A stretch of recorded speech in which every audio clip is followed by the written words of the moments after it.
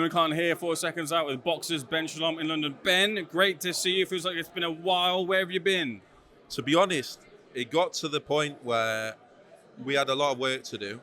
We had to focus on delivering for our fighters. And I think people forget we are a young business, and as CEO of a business, there's a lot to do and there's a lot of things going on, and we're growing very fast. And so sometimes in the list of priorities, and although it's important, I have to deliver for the fighters. And Tasha Jonas and Lawrence Okoli needed his world title fight, and Richard Riatpo needed his, Lauren Price needed hers, Buatsi needed his big night, Frazer Clarke needed his big fight, and the list goes on, and Whitaker and Vidal. And so it gets to a point where at certain points you just got to focus and remember why you're doing the job, and you're doing it to put on the best shows you can and to deliver for the fighters. And we've had a great start to the year. We want to put on the biggest shows that we possibly can in this country, and that's what we're doing. But obviously great to be back with you today, especially ahead of a fight week like this. It's the reason you want to be involved in the sport. In prospect, you've got a really good card, it has to be said, and the credit has got to be given to you there. I've been asking promoters when I've got the chance to speak on the fight week to grade their cards, first of all on paper and then in execution in the post-fight. So what would you give this card in prospect on a basis of grade from A-star all the way down to whatever it be? As a non-pay-per-view card, this has to be an A-star. This is ridiculous. I think what is most I'm most proud of is, if you remember when we started, we had to have different fighters. So Eubank Jr. or Josh Taylor or Amir Khan. If you look down the card here, Frazer Clarke, Ben Whitaker, Vidal Riley, Callum Simpson, Florian Marku. These are a lot of the fighters that debuted with us. And so to see them now being able to put on a show like this, it might not mean much to you or fans, but for us as a promotional business, to be able to put on a show as popular as this, with as many fans as this, at the O2 with our own fighters that bet on us and gave us as much as we gave them an opportunity. They could have gone anywhere, and we've come through together. And so to see them in their big fights and their big nights and have a night like this with them, it's pretty special. So yeah, this card for me is one of the best that we've put on outside of pay-per-view, and it should do huge numbers. Arsenal City on Sunday night is a huge game. We're expecting 4 million potentially tuning into that. Then straight into the boxing, an Easter Sunday card, and one of the biggest British title fights we've ever seen. So I'm looking forward to it. Look, there's absolutely mountains of pressure on Frazer Clarke's shoulders because of the criticism, and with the heavyweight division, it's so quick to pass judgment on heavyweights, and if he loses, people will write him off. With his age as well too and his background, people saying, look, he has to beat someone like Fabio Wardley. Do you feel that level of pressure for one of your fighters as well to come through this test and grab that British title? There's definitely pressure. I mean, the same guys, I guess, that thought he pulled out or shouldn't have pulled out last time are saying it's too early for him. It is early. If he wins on Sunday night, he becomes the fastest ever British heavyweight champion. So he's moving quickly, regardless of what anyone says. Joe Joyce, similar age, took him a lot longer. So it is a big test. I have to say there is a lot of pressure. There is, and that's what professional boxing comes with. He's fighting a guy that's sort of a lot more experienced in the professional ring, but really hasn't got the pedigree that he has, hasn't been schooled like he has, hasn't got an Olympic medal. And so this is a huge fight. I think it's a huge fight for both of them. I think it's going to go down as the most important fight in their career for both of them. We saw what Anthony Joshua and Dillian White did all those years ago and what they went on to achieve. And yeah, with the heavyweight division moving like it is, it's a huge night. And huge pressure, but huge pressure for both fighters. And we'll move on to a couple of other topics. I'll be grabbing you in the coming days as well too to go through the card a bit more fuller detail. Hot topics when it comes to concerning yourself. First of all, I want to talk about Dalton Smith versus Adam Azim, or should I say properly, Adam Azim versus Dalton Smith, ordered by the EBU for that bout. A lot of concerns as to what the next steps are for Adam Azim. And as well too, I wanted to discuss, me and my colleague Danny Flexen were discussing that with the back and forth that Eddie Hearn has, and maybe dominating that PR side of it, maybe leaves Adam Azim a little bit unprotected, because I suppose your stance is to not get involved with all that back and forth. How do you feel you're kind of dealing with that side of it, and Adam Azim getting that protection so he doesn't kind of lose that PR battle, and also whether he's going to be taking that fight with Dalton Smith?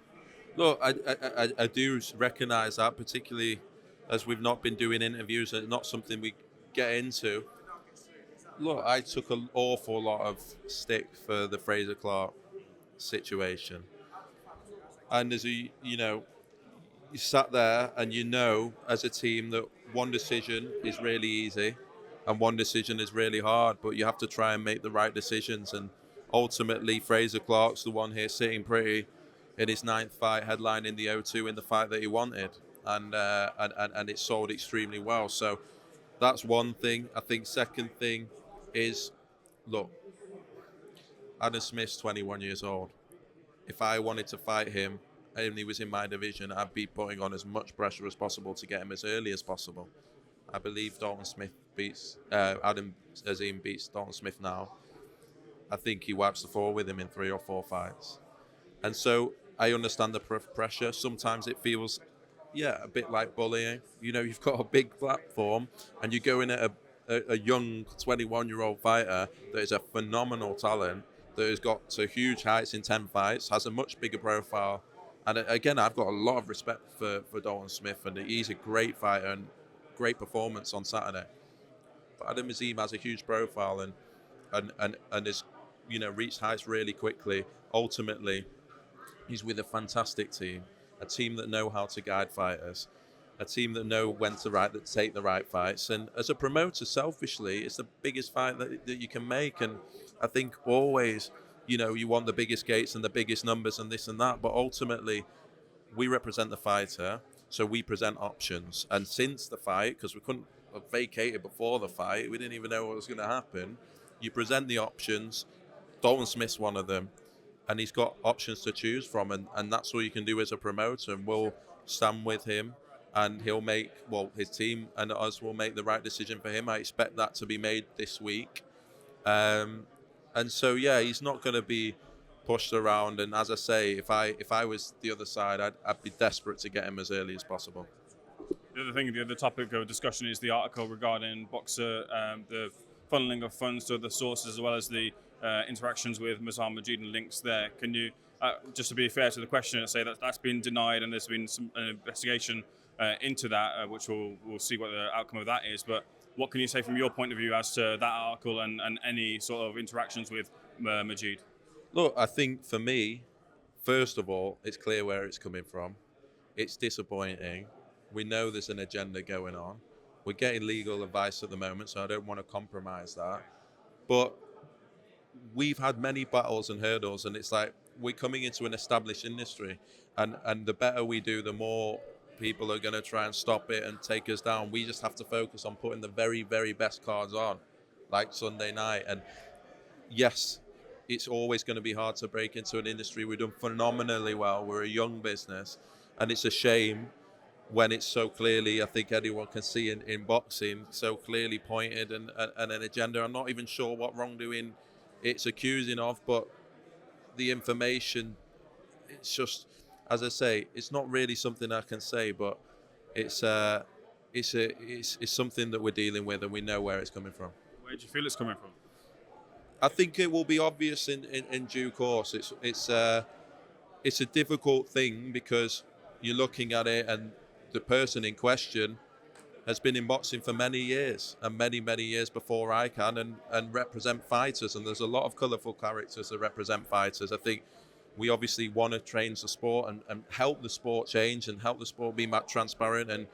And it's a clearly a point scoring thing, and that's to be expected. And almost the better we do and the more the stable grows and the bigger shows we put on, we have to expect that. And we have to focus on putting the biggest shows on. And as I say, to have had the January we had, the February we had, with March I had, with April we hope to have, and May and June, we're just focused on delivering the best opportunities for our fighters. And so to look at a card like Sunday, it does come with a lot of attention, and it does come with a huge impact in the sport, and we just want to continue doing that. It's getting the call that you've been whisked off elsewhere. Ben, we'll discuss this another time in the card as well too. Thank you for speaking to Seconds Out. Speak to you soon. Cheers,